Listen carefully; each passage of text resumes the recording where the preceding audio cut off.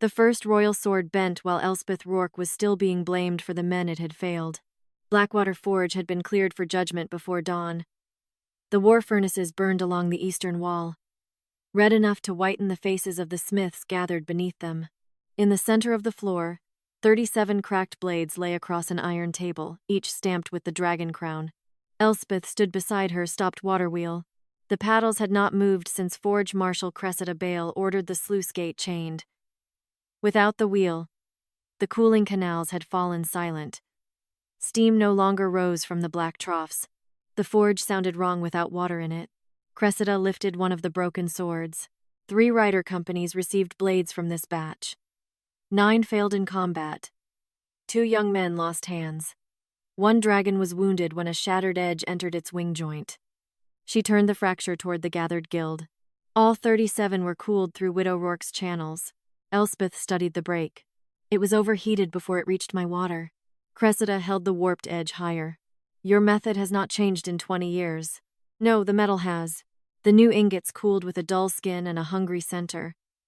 The way bad war steel pretends to obey until pressure asks it a question. Several smiths lowered their eyes. They had seen the new ingots arrive dark, porous, and stamped with emergency quota marks. None spoke. Blackwater supplied the army, and the army measured loyalty in finished weapons. Dragon King Tarian Holt entered through the furnace arch.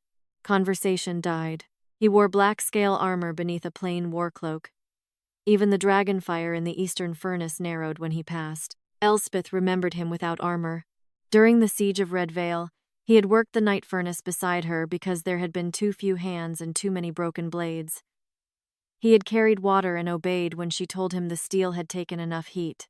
He had trusted her then. Now he stopped beside Cressida. Show me the failure report. She gave him a sheet sealed with the marshal's hammer. Uneven cooling, Tarian read. Mineral contamination. Failure to maintain current quench ratios. The same language had been used when Elspeth's husband died. Garin Rourke had tested the first blade from an earlier shipment.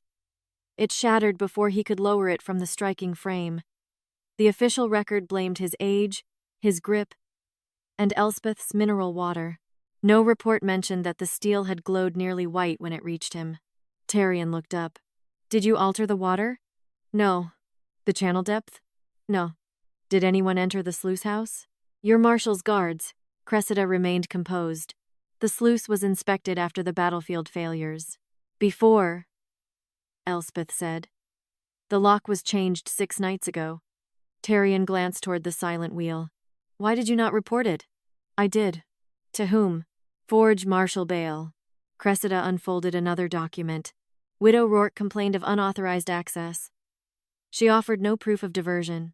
She offered mineral readings from every trough, Elspeth said. Readings no second guild officer witnessed. You removed my second officer for refusing to stamp soft iron as war steel. The room tightened. Tarian's right hand closed around the report. Only Elspeth noticed the delay in his fingers. During the siege, a furnace burst had left that hand trembling for days. He had hidden it from his generals while she wrapped his wrist in wet linen. Now the same hand resisted him before forming a fist. He moved it beneath his cloak. Enough. No, Elspeth said.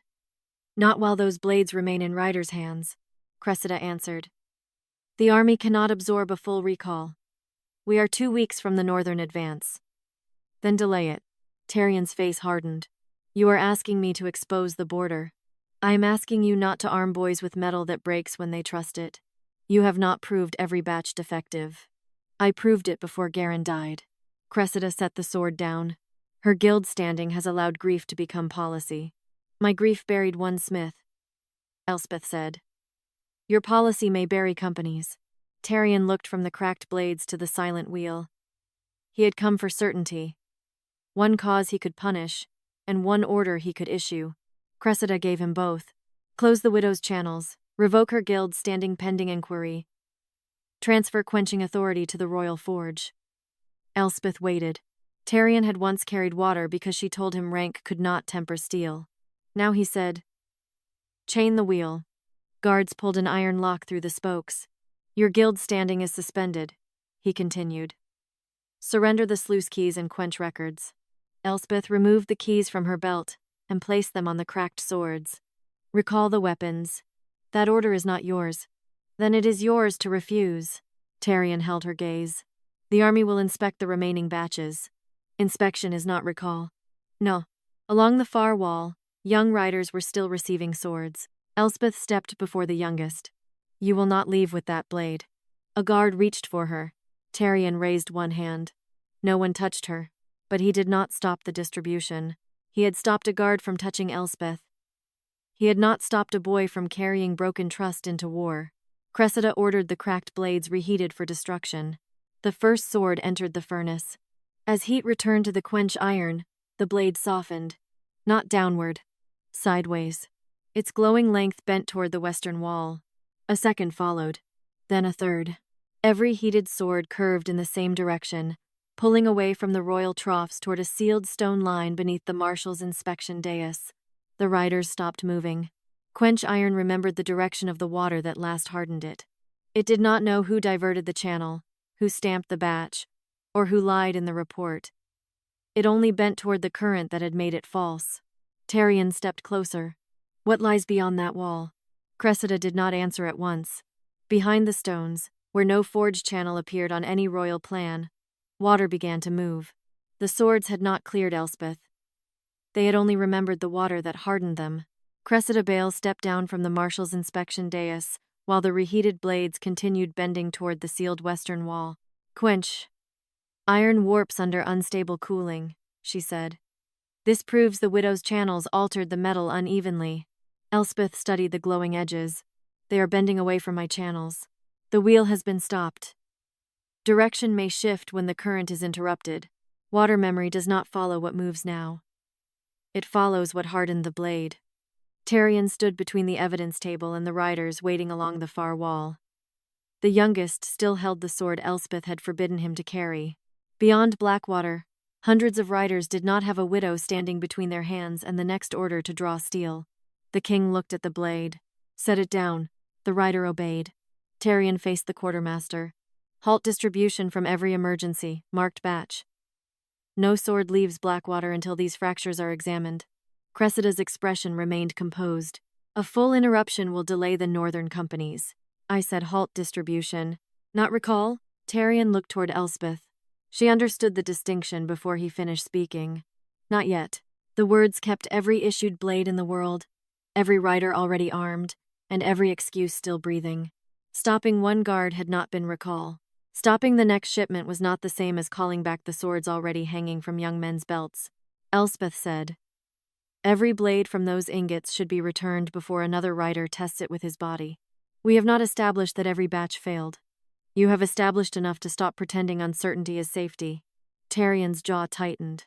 Your guild standing remains suspended. Then appoint someone else to explain the water. No one else recorded the readings. Cressida said. Her measurements were unwitnessed. Tarian looked toward the sealed wall. Until the inquiry is complete, Elspeth Rourke will serve as technical witness under royal authority. She does not regain guild command. Elspeth did not thank him. Temporary authority did not restore what he had taken. It only admitted that the forge still needed the knowledge he had condemned. Preserve every bent blade, Tarian ordered. Open the stones beneath the dais. Cressida moved one step closer. That channel is part of the wartime overflow system. Elspeth looked at her. No overflow line appears on the royal plans. Emergency works are not always copied into civilian guild records. This is not a civilian forge. It is a military supply site. And military steel still breaks the same way. Tarian signaled to the stone crews. Iron wedges entered the mortar beneath the marshal's dais. The first slab came loose with a grinding sound. Warm vapor escaped through the gap. Blackwater ran cold even beside the furnaces. This water breathed heat. Elspeth knelt at the opening. Tarian started toward her. Do not step there, she said. He stopped. The lower stone is carrying the dais weight. If it shifts, the platform drops. He remained where she placed him. For one brief instant, she remembered the siege furnace. Tarian without crown or armor, carrying buckets because she had ordered him to carry them and remain silent until the tempering was finished. Then he had known that rank could not argue with heat. Now he watched her test the hidden current while the guild watched him obey. Elspeth lowered a narrow copper cup through the opening. The water came up cloudy, warmer than any lawful quench, with pale grit gathering along the rim. She rubbed the sediment between her fingers. Ground shellstone. Burnt salt. Too much red mineral. Cressida said, standard additives for emergency cooling. Not for Quench-Iron. Under battlefield quotas. Mixtures change. Then the change should be recorded. The marshal's office holds restricted formulas. Elspeth looked at Tarian. My readings from 6 nights ago. He ordered a clerk to bring the quench records taken from her bench. The book had already been sealed with royal cord. Elspeth opened to the final complete entry. Eastern trough. Cold black mineral. Stable depth. Central trough. The same. Western return. Unchanged until midnight. Her finger moved lower. After midnight, the western reading gained red mineral and warmth. That was the night the sluice lock changed. Cressida took the book. There is no second signature. My second officer had been removed. For insubordination. For refusing to stamp emergency ingots. Tarian held out his hand. Cressida returned the record. He compared the dried mineral stain on the page with the residue inside the copper cup. The colors matched. Not perfectly. Enough to demand another question. Elspeth pointed toward the bent swords. A blade does not accuse. It bends toward the current that taught it to lie. Cressida's voice remained steady, and the current may be lawful. The auxiliary line could have fed a temporary overflow bath after your channels became unreliable. Then why was I not told? Because your standing did not extend to restricted war measures. My standing extended to every blade cooled through Blackwater. Not after your husband's failure. The words settled harder than hammer blows. Elspeth rose slowly. My husband died because the first defective sword reached the striking frame before anyone admitted the ingot was wrong. The official finding blamed his grip. The official finding needed him dead before it could become convenient. Tarian's right hand flexed beneath his cloak. He had signed that finding. Not the engineering notes. Not the furnace logs. The judgment. What does this channel feed? He asked. Cressida answered. An emergency overflow basin. Show me. The lower works are sealed during active furnace hours. Open them. Disturbing the channel may contaminate the remaining evidence. Elspeth looked at the stones. The evidence is already moving. The hidden current ran west, then turned beneath the floor. Its warmth increased near the second row of furnaces. Water tells the truth differently than fire. Fire boasts. Water keeps direction. Elspeth followed the vibration through the soles of her boots until she reached a section of floor covered by fresh iron plates. No plate appeared on the guild plan. Tarian ordered the bolts removed. The smiths lifted the first panel. Beneath it, the channel widened into a stone-lined basin covered by a sealed iron lid. Steam escaped around the edges. Stamped across the lid were the same emergency quota marks Elspeth had seen on the dull-skinned ingots. Cressida said, "A lawful wartime bath." Elspeth touched the metal and pulled her hand back from the heat. No quench bath should remain this hot after cooling swords. The bent blades on the evidence table gave another slow metallic groan. Every tip turned farther toward the basin. Tarian looked at the sealed lid. What was softened in there?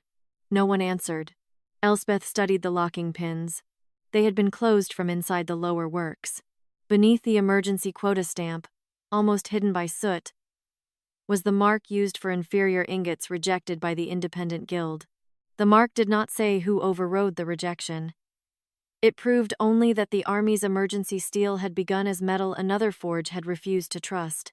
The rejected mark had not named Cressida. It had named the metal the army was still carrying. Rejected does not mean unlawful, Cressida said. Emergency salvage authority allows the crown to reclaim metal independent guilds are too slow to certify. Steam escaped from the sealed bath. The bent sword still pointed toward the hidden channel. They had shown direction, not intent. Elspeth studied the rejected ingot mark beneath the soot. Emergency does not make bad steel loyal. It makes imperfect material usable when the alternative is an unarmed border. Only after a salvage acceptance test, which was completed. Then bring the ledger. Cressida's gaze hardened. You remain guild. Suspended.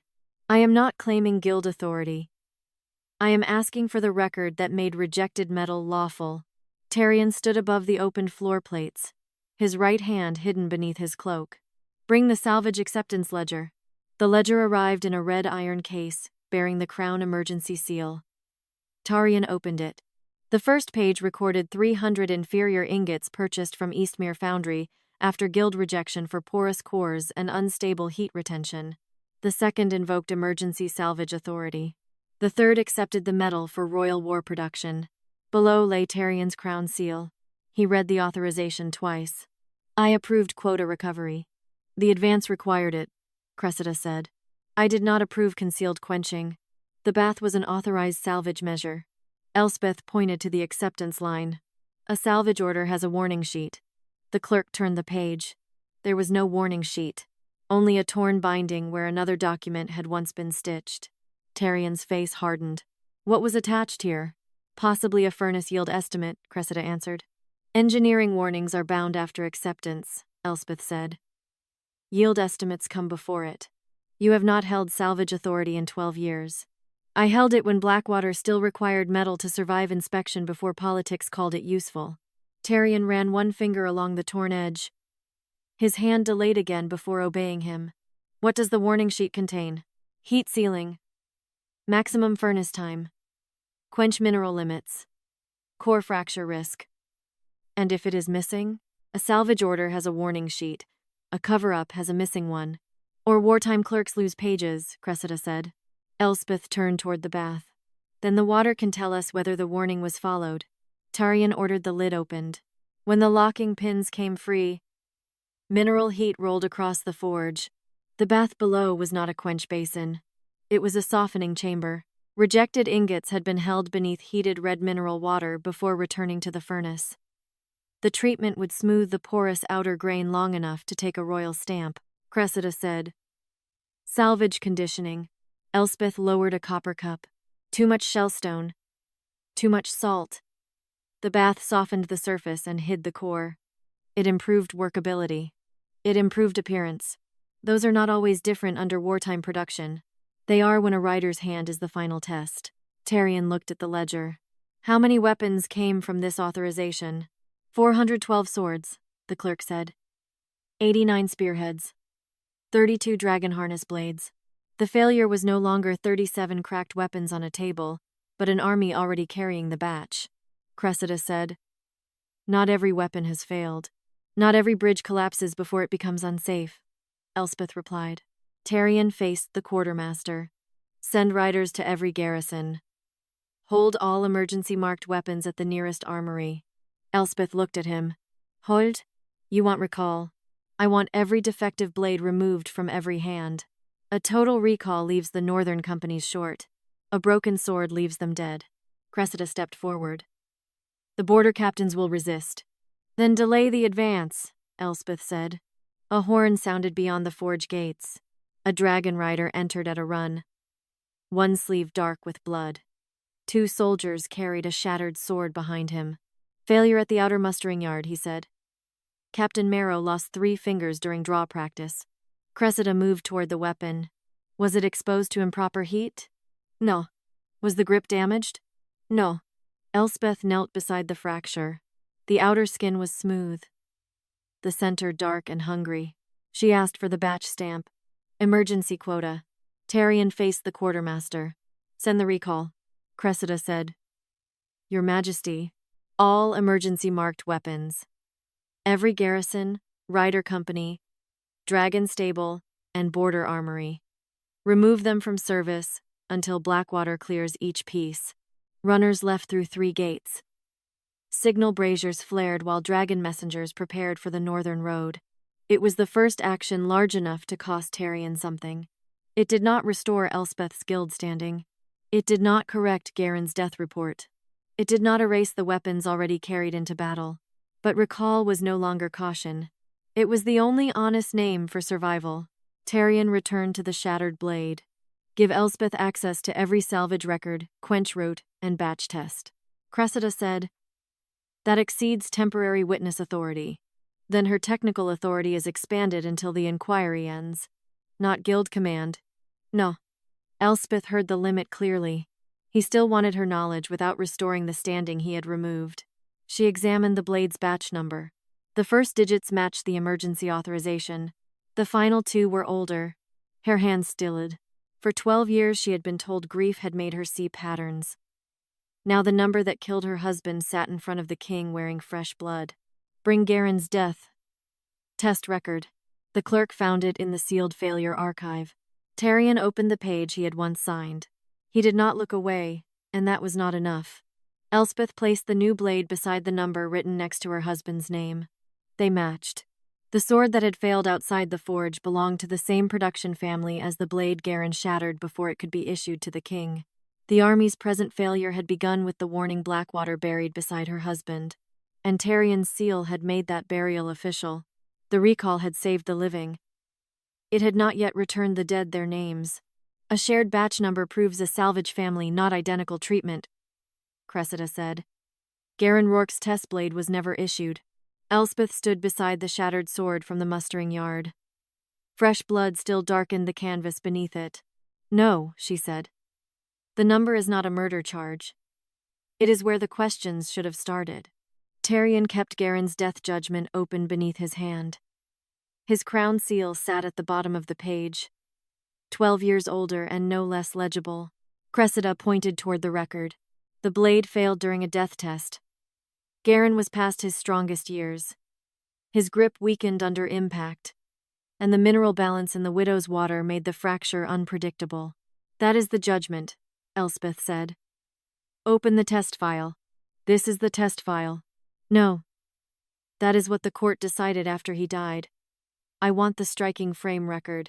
Several older smiths looked toward the Western Archive. A death test frame measured pressure through a thin strip of hammered copper set beneath the striking block. The strip bent deeper as force increased, preserving the exact moment metal surrendered. Unlike testimony, pressure could not be frightened into silence. Tarian looked at the archive clerk. Bring every surviving record from Garen Rourke's test, Cressida said.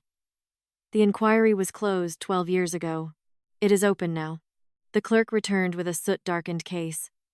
Inside lay the official judgment, a grip assessment, Elspeth's mineral report, and the cracked remains of Garen's guild token. No furnace log, no warning sheet. Elspeth searched the compartments. Where is the pressure strip? The clerk turned the case over. A narrow copper ribbon had been pressed into the lining beneath the false bottom. Cressida's expression remained controlled. Old evidence was sometimes stored wherever it would not oxidize. Hidden under the judgment? Elspeth asked. Preserved beneath it. Tarian removed the strip. A sequence of stamped notches ran along the copper. The first marks showed the frame descending. The final indentation ended before the full strike line. Elspeth held it beside the current failure record. Garen's grip did not fail before the blade did. Cressida stepped closer. A pressure frame measures impact, not hand stability. It measures when the steel split. Elspeth pointed to the last notch. The blade opened at 7 measures. Full impact required 12. Garen never reached the force that report says his hands could not hold. The law clerk examined the strip. She is correct about the sequence, Cressida replied. A porous blade may fracture early under uneven mineral cooling. Then where is the furnace log? No one answered. Elspeth looked through the case again. Every Blackwater death test required 3 records. Furnace temperature, quench condition, and frame pressure. Only the record blaming her water had survived. Tarian turned to Cressida. Who held the archive when this judgment was issued? The former marshal. Who supervised the inquiry? I served as quota deputy. Did you see the furnace log? 12 years ago, hundreds of production records passed through my office. That was not my question. Cressida's eyes narrowed slightly. I do not remember. It was not confession. It was a refusal to give certainty where the records no longer could. Elspeth touched the copper strip with one finger. Garen told me the blade was too bright when they brought it to the frame. He said the surface looked asleep while the center still carried furnace hunger. The court recorded grief, distorted recollection, Cressida said. The court recorded whatever made production easier. Tarian looked down at his seal. He had signed the sentence that made a dead smith convenient. He did not look away. That was still not enough. Garen's death finding is suspended, he said. No copy will be cited as guild precedent until the test record is reconstructed. Elspeth's face remained still. Suspended is not corrected. No. And my water is still named in the judgment. Yes. He accepted the incompleteness without asking her to soften it. Give Elspeth authority over the reconstruction, he ordered. Cressida said. She is already handling recall analysis. She will also direct the Garen inquiry. Without guild standing? Tarian paused. Yes. Elspeth heard the hesitation clearly. He was widening the work he required from her while still refusing to return the authority publicly taken from her. You trust my hands with the truth, she said. But not my name with the guild. I have not completed the inquiry. You completed my condemnation before one began. The forge fell quiet. Tarian's injured hand tightened around the pressure strip. I know what I did. He did not call it apology. Elspeth did not call it repair. She turned back to the archive case. Garen kept a personal test notebook. Cressida said, Private notes are not official engineering evidence. They are where smiths record what officials refuse to bind. The clerk searched the inventory. No notebook was entered with his effects. Elspeth looked toward the stopped water wheel. After Garen died, the guild had returned his hammer, apron, and cracked spectacles. They had not returned the small oilskin book he carried inside his coat. Check the striking frame. A panel beneath the frame had been replaced after the accident. Elspeth recognized the newer rivets. Tarian ordered it opened. Behind the panel lay an iron box blackened by 12 years of furnace dust. Garen's guild mark had been scratched into the lid. Elspeth's fingers shook once before she steadied them. Inside was his notebook. The final pages recorded the rejected batch, a furnace temperature above salvage limit, and Garen's refusal to approve the first blade for royal issue. Tarian read over her shoulder without touching the book. Cressida remained across the table. A dead man's private notes require corroboration. They have it, Elspeth said. Folded inside the back cover was a copied engineering warning sheet. It stated that the rejected ingots must never be reheated beyond the low salvage ceiling and must be quenched only in cold Blackwater mineral flow. Any hot softening bath would conceal surface porosity while worsening internal fracture. The original attachment had vanished from the royal ledger. The copy carried a witness signature, Bram-Ives. Elspeth's second guild officer, the man Cressida had removed for refusing to stamp the emergency steel. Bram-Ives's signature did not restore Garen's name. It created a living witness someone had removed from the forge. Cressida Bale examined the copied warning sheet without touching it. A private copy in a dead man's notebook proves only that 2 dismissed guild officers agreed. Bram was dismissed after signing it, Elspeth said. For insubordination. For refusing to stamp steel that had not passed heat limits. Cressida looked toward Tarian. The sequence is disputed. Tarian held the warning sheet beside the torn binding in the salvage ledger. The dimensions matched. So did the stitch holes. Finn Bram-Ives. The archive clerk hesitated. He was transferred to the South Slag Works. Elspeth's face tightened. The slag works took broken tools, failed ingots, and men the royal forge no longer wished to hear. Cressida said. He accepted the transfer. After his guild standing was revoked. Elspeth replied.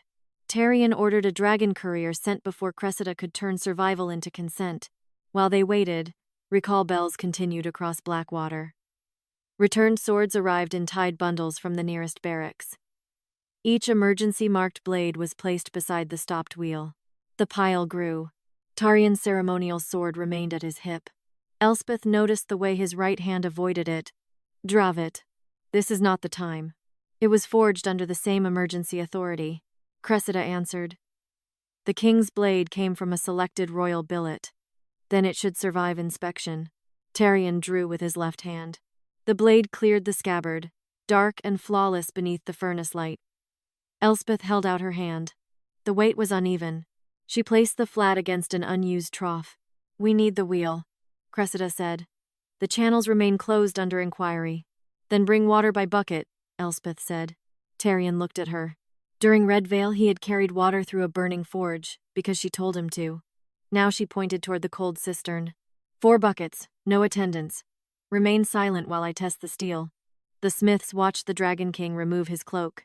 He carried all 4. Elspeth did not mistake obedience for repair. Her guild judgment remained.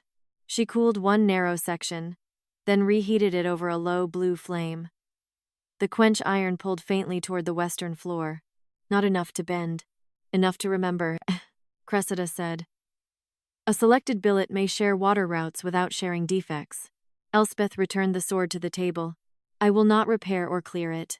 You are refusing a royal blade, Tarian said. I am refusing to make one safe while riders still wait for replacements. The army requires command steel. The army requires honest steel. He looked at the sword that steadied his injured hand. When every recalled weapon is accounted for, I will test yours fully. Not before. After a long silence, Tarian said. Record the refusal. He did not threaten her. He also did not restore her. The courier returned near midday with Bram Ives. Bram had aged into his shoulders. White burns crossed his neck, and slag dust lived permanently in his hands.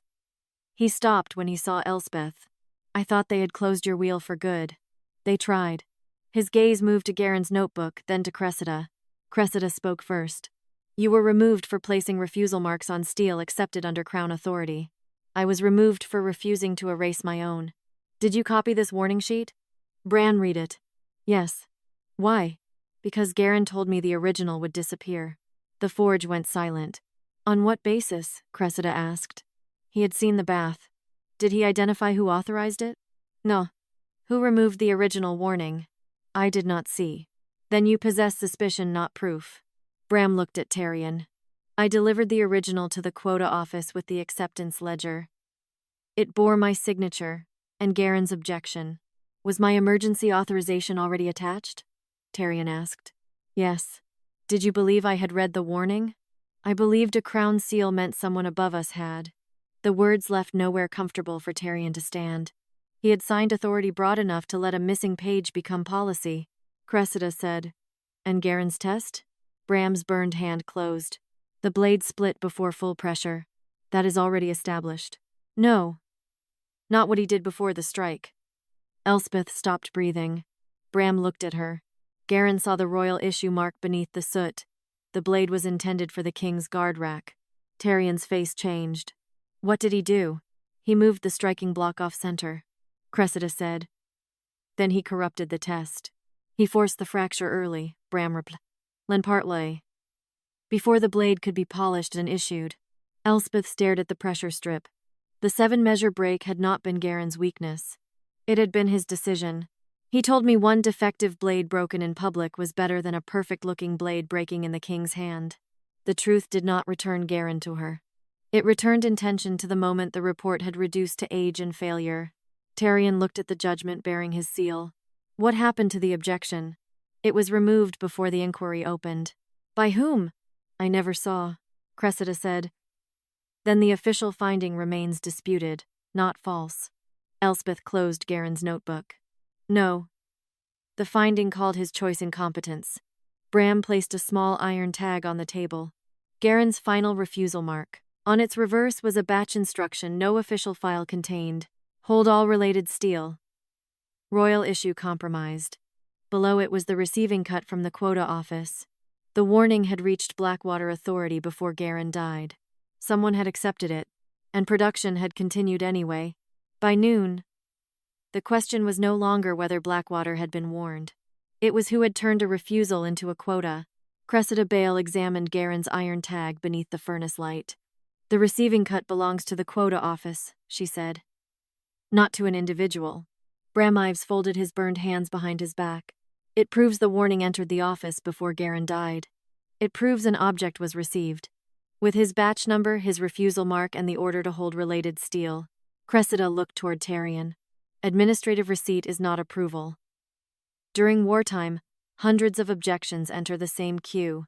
Elspeth stood beside Garen's notebook, the copper pressure strip, and the warning sheet his death had failed to erase. Then opened the queue. The quota receiving ledger was stored beneath the marshal's records desk, chained to the stone by a short length of black iron. Tarian ordered the chain cut. Cressida did not object. That unsettled Elspeth. The ledger recorded every warning, delay, override, and release tied to emergency production. Garen's refusal appeared on the night before his death. Received. First bell after midnight. Classification. Production objection. Action. Deferred pending output review. The line below carried no personal signature. Only a square marshal's press. Cressida touched the mark. Standard continuity authority. Any senior quota officer could have used it. Who was on duty? Tarian asked. The clerk brought the roster. 3 names appeared. One smith had died during the furnace winter. One clerk had been transferred to a border foundry. The third was Cressida Bale, then serving as quota deputy. She did not look away. I supervised the office. I did not personally process every objection. Elspeth pointed to the next column. What does pending output review mean? That production continued until a second test confirmed the risk. There was no second test. Garin destroyed the first blade. He prevented it from being issued. He also removed the sample required for comparison. Bram stepped forward. There were 6 more ingots from the same melt. Cressida answered. And none had yet fractured. Because no one struck them. The ledger showed that the batch was released 2 bells after Garin's death. Tarian read the line twice.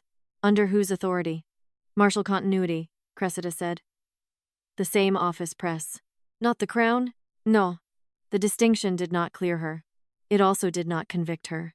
Elspeth lifted Garin's refusal tag. A reddish stain marked one edge. She had noticed it before but thought it furnace rust. Now she scraped the surface with a knife. Fine shellstone dust gathered beneath the blade. The tag went through the lower works. Cressida's eyes narrowed. Quota tags are carried throughout the forge. This mineral mixture exists only in the hidden warm channel. The channel may have contaminated any object stored nearby. Then the receiving office was using the same route as the softening bath. Tarian looked toward the open floor. Where does that channel end? Cressida replied. At the wartime overflow gates. Elspeth? It does not return to Blackwater. She had already measured the direction beneath the floor. The current moved west, beyond the royal forge wall, where no military plan showed another basin. Tarian ordered the exterior sluice map brought. The official parchment showed a dead channel ending beneath storage yards. Elspeth placed her 6-night mineral readings beside it. The flow never stopped at the yard. How can you know? Tarian asked. Because the western return lost pressure while my wheel was still turning. Water was being drawn farther downhill. Cressida said. Emergency runoff may discharge beyond mapped works. Runoff cools as it travels. This current grew warmer. Tarian faced the engineering crews. Open the western gate. The outer channel had been sealed behind stacked coal and a false retaining wall. When the stones were removed, warm mineral water rushed through a narrow copper-lined conduit. Copper did not belong in military overflow. It preserved heat for precision work. Elspeth followed the channel beyond Blackwater's western yard. Tarian came behind her with Bram and selected guild witnesses. Cressida walked beside the royal clerk.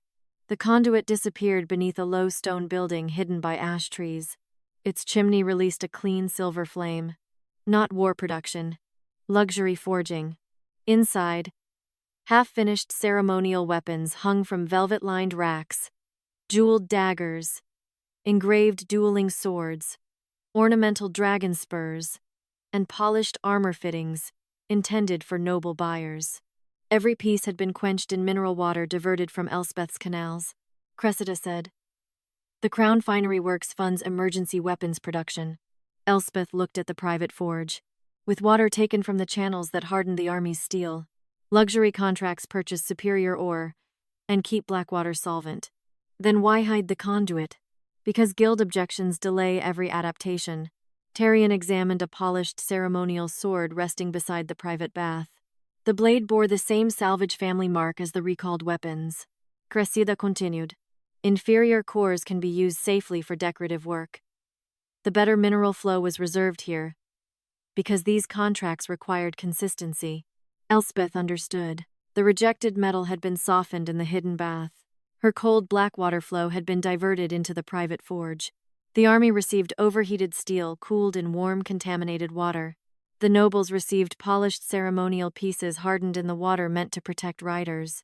Water was not scarce, Elspeth said. Cressida's voice remained calm. Production priorities were divided. You gave the safer current to ornaments. I gave profitable work the quality buyers paid for, so the war forge could continue operating. Tarian's right hand tightened around the ceremonial sword. The tremor caught him before he could hide it. The blade point struck the stone floor. Everyone saw. Elspeth saw more. His hand had not merely weakened. He had been relying on ceremonial balance to conceal the damage. Cressida looked toward him. "Your Majesty, that blade was made for stability." Elspeth took it from his unresisting hand. The steel pulled faintly toward the private bath. His ceremonial weapon had been tempered in the water stolen from the army. Tarian had carried proof at his side while condemning the widow whose channels had made it safe. Elspeth set the sword on the inspection table. "I will not repair it." His face hardened, though not at her. "Until when?" "Until every recalled weapon is accounted for, every injured smith and rider is named, and Garen's refusal is entered into the public record," Cressida said. "The king's hand cannot wait upon ceremony." Elspeth met Tarian's eyes. "Neither could the hands your steel already took." Outside, the diverted channel kept running beneath the luxury forge. And stamped into the private bath ledger was a transfer order moving Blackwater's cold mineral flow away from the army 3 months before the current failures began. The private forge had not stolen Blackwater's cold current. It had received priority in writing. Elspeth spread the transfer order across the luxury forge's inspection table. It named the Crown Finery Works a protected revenue site and authorized 3 months of uninterrupted mineral flow. At the bottom sat the royal treasury seal. Cressida bales stood beside the private bath. Luxury contracts paid for ore, charcoal, rider wages, and dragon feed. Without them, Blackwater would have missed the northern quota. Elspeth looked toward the jeweled blades. So the army received rejected metal because nobles paid for better water. The army received salvage steel approved under emergency authority, cooled in a channel too warm to harden it honestly. Because the cold current kept the forge solvent. Tarian read the order. His seal did not appear on the transfer, but its first paragraph cited a Crown revenue decree he had signed after the Western Treasury failed. The decree authorized profitable contracts to receive priority access to materials necessary for contract stability. It did not name water. It did not forbid it. Cressida said. The marshal's office interpreted the decree according to production need. You interpreted public quenching water as a contract material, Elspeth said. Because it was. Then why was the guild not notified? The guild had no authority over Crown revenue allocation. It had authority over whether a blade was safe. And that authority had become an obstacle to output. Not confession. Police. Elspeth studied the witness lines. Treasury and marshal signatures were present. The place reserved for forge safety review was blank. A water transfer affecting quench quality requires a safety witness. Only when military capacity falls below approved limits. Cressida replied. It did. That conclusion followed battlefield failure. My readings showed the pressure loss 3 months ago. Internal guild notes. The first warning. Tarian found a revenue attachment beneath the treasury ribbon. It projected noble income and allowed reduction of non-essential mineral cooling. Elspeth read the phrase twice. Who called Blackwater's cold flow non-essential? The Procurement Council. Which safety officer signed? Revenue emergency required none. Tarian's jaw tightened. I authorized revenue priority. I did not authorize removing safety review. You authorized expedited interpretation, Cressida said. The kingdom needed money faster than guild procedure could provide it. And you gave the army what was left. I kept the furnaces burning. Elspeth lifted a jeweled sword. Its Quench-Iron remained straight under reheating. Beside it, a recalled rider blade from the same salvage family curved toward the private bath. One was made to survive admiration. Her hand moved to the rider blade. One was made to survive war. The noble sword held. The army sword remembered compromise. Tarian faced the finery overseer. How many private commissions remain? 70. 2 weapons, 19 armor sets, and 6 ceremonial dragon harnesses. Seal the building. Cressida stepped forward. Those contracts are prepaid. Seizure will close 2 ore routes. Seal it. You will lose the revenue supporting replacements. Tarian looked at Elspeth. She did not rescue him from the cost. If you close this forge, the army loses money, she said. If I leave it open, the army loses the water required to make replacement steel safe. Cressida proposed dividing the flow. No, Elspeth said. A divided quench current becomes irregular. You will create another batch no one can read until it fails. Tarian ordered the private sluice closed, and the cold current returned to Blackwater. It was another public act. It was still not enough. Elspeth gathered the transfer order and blank safety line. Every injured name. Cressida replied. Casualty rolls are military records. So were the blades. Names will create panic before cause is established. Unnamed injuries kept production convenient. Tarian ordered the rolls opened. The lists named the riders who lost hands, Captain Marrow, and 6 smiths burned or cut during emergency testing. 2 had died. Their reports blamed handling error. Elspeth read every name aloud. Garin came last, Cressida said. Naming does not establish a common cause. No. It establishes that production had a human cost before the crown counted it. Tarian stood beside the sealed furnace while his right hand trembled openly without the ceremonial sword. Return the Waterwheel to operation. Elspeth looked at him. Under whose authority? Mine. That is the authority that chained it. Tarian faced the smiths. Blackwater's military channels are restored under Elspeth Rourke's technical command for recall and replacement work. Cressida said. Technical command is not guild standing. No, Elspeth answered. It is still borrowed authority. Tarian did not deny it. What do you require before replacement forging begins? Independent inspection at every heat stage. Public batch marks. No salvage override without a signed warning sheet. No private contract receives water before military safety. You are rewriting forge law during an active campaign. Cressida said, I am refusing to repeat the law that buried warnings. Tarian granted the conditions for the recall operation. Only the operation? Elspeth asked. For now. He was still trying to repair the system without surrendering control of it. Elspeth returned to Blackwater, with the cold current moving beneath the stones. At the wheel, guards removed Tarian's chain. The paddles turned once, then stopped. A grinding sound rose beneath the axle. Elspeth opened the maintenance housing. The return gear had been packed with black scale dust and hardened wax. Not wear. A deliberate obstruction. Stamped into the wax was the seal of the Royal Procurement Office. Someone had prepared the wheel to fail even if the water was returned. The water had returned. The wheel had been prepared not to take it. Elspeth drove the emergency spill lever downward before the rising current could seize the packed gears. Cold black water surged past the stalled paddles and thundered into the overflow trench. The axle gave one hard shudder, then held. If the wheel had turned twice more, Bramive said, the main shaft would have split. Cressida Bale stood beside the open maintenance housing.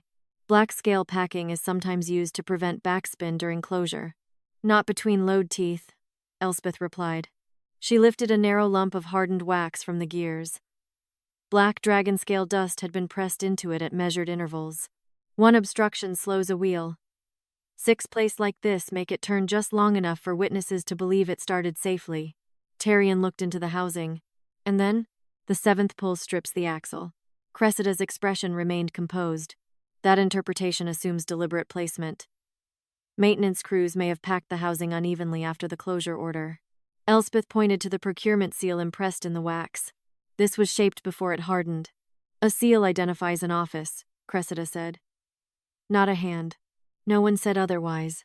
Tarian ordered the maintenance housing closed around the evidence without removing another fragment. No repair begins until every piece is recorded. Elspeth looked toward the recalled weapons filling the forge floor. Then replacement work waits. The northern companies had surrendered their emergency-marked blades. Hundreds of riders now held practice iron, or nothing at all, Cressida said. The campaign cannot wait for a wheel inquiry. The wheel cannot be used until we know which teeth were weakened, Elspeth replied. Then reopen the private bath. No. The finery channel still holds cold current. It holds water stolen from this forge, and a basin designed to hide porous metal. Not every use of that basin was unsafe. Elspeth turned to Tarian. If you reopen it for speed, I leave the recall work now. He studied her face. Not anger. À limite. What can be done without the wheel? Manual quenching for 1 test line. Slow output. Full inspection. How many blades? 6 before nightfall if no one rushes the furnace, Cressida said. 6 will not arm a company. 1 honest blade is worth more than 400 that break when drawn. Tarian removed his cloak. What do you need? Elspeth pointed toward the cold cistern. Water. Several attendants moved. She stopped them. Not them. Her eyes remained on Tarian. You carried buckets at Red Vale. I remember. Then carry them now. Remain silent while I test the steel. The gathered smiths watched their king lift the first pair. His right hand trembled beneath the weight. He adjusted his grip without hiding it. Elspeth did not soften the load. She also did not give him more than the work required. By the fourth trip, sweat darkened his collar.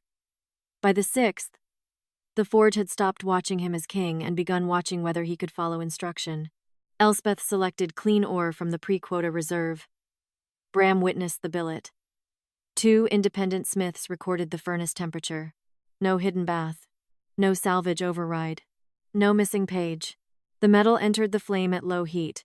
Elspeth read its color until the surface and core answered alike. Tarian stood beside the water buckets.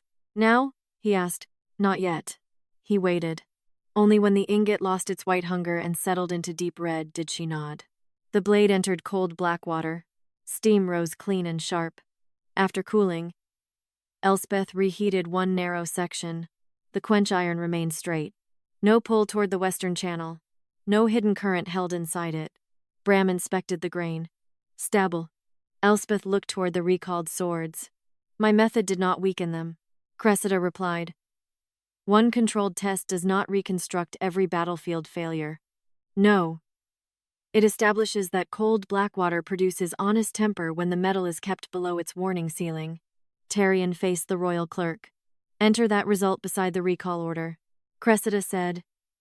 A technical result should await marshal review. The marshal's review blamed the widow before preserving the warning sheet. His words were not apology. They were a public refusal to keep treating Cressida's office as neutral. Elspeth returned to the maintenance housing. The procurement seal on the wax matched the seal on a narrow service plate fixed beneath the axle. The plate carried a work number. Bram found the corresponding entry in the procurement ledger. Blackwater wheel stabilization, he read. Materials issued 3 nights before closure. Elspeth looked at Cressida. The wheel was packed before Tarian ordered it chained. Closure preparations can begin before final judgment, Cressida said. The marshal's office anticipated temporary suspension. Before the sword hearing, battlefield reports had already arrived. Tarian held out his hand for the ledger. The work order contained 2 stages. First, restrict restart capacity of existing widow-operated wheel. Second, replace the old guild mechanism with a crown, controlled quench assembly. After technical disqualification, the replacement assembly had already been commissioned. From Crown Finery Works, Elspeth read the date. 7 days before the first official battlefield failure report reached Blackwater, Cressida said, War offices prepare contingencies before public findings. A contingency for my disqualification, Elspeth replied. Your channels had been under concern since Garen's death. For 12 years? Long enough to justify modernization. Tarian turned the page. Attached to the wheel replacement contract was a transfer clause granting Crown Finery permanent control of Blackwater's mineral flow once the old system was declared unsafe. The declaration required 3 findings: failed royal weapons, an unreliable guild keeper, and mechanical collapse of the widow's wheel. 2 had already been entered into the official record. The 3rd had been packed into the gears before Tarian ever ordered the water stopped. The procurement order did not name who had placed the wax. It proved something colder. Elspeth's forge had been scheduled to fail before her judgment began. The replacement contract had been signed before anyone asked whether Elspeth's wheel was unsafe. By evening, Blackwater Forge had become a public hearing. Returned weapons filled the floor in ordered rows. Riders, smiths, quartermasters, injured workers, and guild witnesses stood beneath the furnace arches, while the procurement contract lay open beside the sabotaged gear wax. Cressida Bale faced them without lowering her head. Planning modernization before final failure is not fraud, she said. War offices prepare replacements before old systems collapse. Elspeth stood beside the open maintenance housing. Then why was the collapse packed into the gears? You have not proved who placed the wax. No. Or whether the packing was intended to destroy the axle. No. Cressida looked toward the witnesses. Then the contract proves foresight, not conspiracy. Elspeth lifted the work order. It proves the Crown-controlled replacement needed my wheel declared unsafe. It proves the declaration was prepared before the first battlefield report. And it proves someone began restricting the wheel before Tarian ordered it closed. Separate facts do not become one crime because grief arranges them. For 12 years you called every pattern grief. Tarian stood at the recalled weapon table without his ceremonial sword. The tremor in his right hand was visible now. Who authorized the replacement assembly? He asked. The procurement clerk read from the contract. Royal Revenue Authority permitted the project. Martial procurement approved the mechanism. Crown Finery Works accepted construction. My decree, Tarian said. Cressida nodded. Your decree allowed profitable royal works to replace inefficient guild systems. It did not authorize sabotage. No, nor does this contract prove sabotage. Tarian looked at Elspeth. She did not rescue him by making his mistake smaller. You gave procurement power to call safety inefficient, she said. The wax only showed what that power was willing to do with the permission. He accepted the words without defense. Prepare the water memory test. Cressida's gaze sharpened. Before the full forge? The condemnation was public, Tarian said. The evidence will be public. Elspeth selected one weapon from each emergency batch, one older blade cooled before the hidden diversion, and Tarian's ceremonial sword. She suspended them above separate low flames around the reopened channel line. The Quench-Iron will not name who approved the metal, she told the witnesses. It will not tell us who removed the warning sheet or packed the wheel. It will show only where each blade learned its temper. The older guild sword warmed first. Its edge remained true. Then the recalled weapons began to move. One by one, their glowing lengths curved toward the concealed branch running beneath the Waterwheel housing and west toward the private forge. Dozens followed. Every defective sword bent along the same stolen current. The sound traveled through Blackwater like a field of metal reeds bowing in one wind. Tarian's ceremonial blade moved last. Its polished edge pulled toward the same hidden line. The weapon he had carried to steady his injured hand had been hardened in the cold mineral flow taken from the army. Cressida said, This proves water routing. Nothing more. Elspeth nodded. Yes. The answer unsettled the room more than accusation would have. She placed the pressure strip beside Garen's notebook. The missing warning copy, the mineral readings, the transfer order, and the sabotaged wheel contract. The blades prove routing. The bath proves softening. The pressure strip proves Garen's sword failed before full impact. The notebook proves he warned Blackwater. The receiving cut proves the quota office accepted that warning. The transfer order proves Coldwater went to luxury contracts. The wheel order proves my removal was prepared before judgment. Cressida remained composed. And none proves I personally altered a blade or touched the wheel. No, Elspeth said. That is what a hearing is for. Tarian faced the royal guard. Forge Marshal Cressida Bale is suspended from procurement, quota, and safety authority pending open inquiry. Cressida looked at him.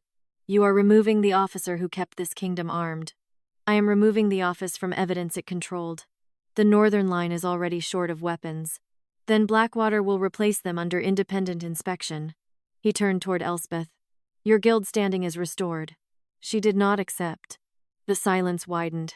Not by royal correction alone, she said. Tarian's expression tightened. You want a guild hearing. I want the authority that condemned me unable to restore me as a favor.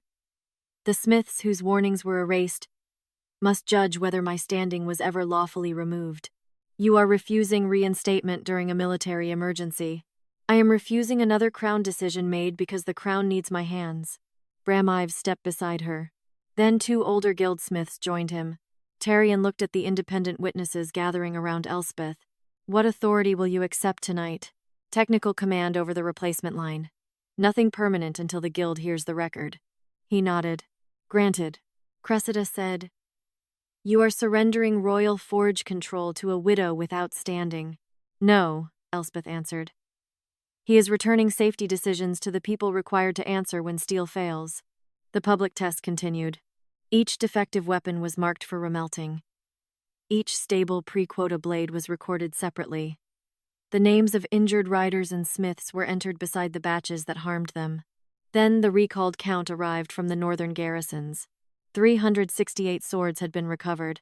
44 remained with patrols beyond signal range. Elspeth looked toward the wheel. We need full water load before midnight. The smiths removed the final wax from the gear teeth. Bram turned the axle by hand. It moved cleanly. Tarian opened the sluice. Cold Blackwater struck the paddles. The wheel turned once. Twice. On the third rotation, a crack split through the main shaft beneath the sabotage marks. The entire wheel lurched sideways. Elspeth threw the spill lever while smiths dragged the nearest workers clear. Water crashed through the emergency trench, flooding the lower forge but sparing the furnaces. The damaged shaft sagged between its stone bearings. Bram examined the fracture. It cannot carry replacement load. Cressida stood within the guard ring. Then reopened Crown Finery. Its assembly is the only one ready.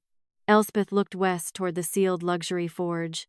Its copper channels, precision gears, and reinforced wheel had all been built from the resources removed from Blackwater.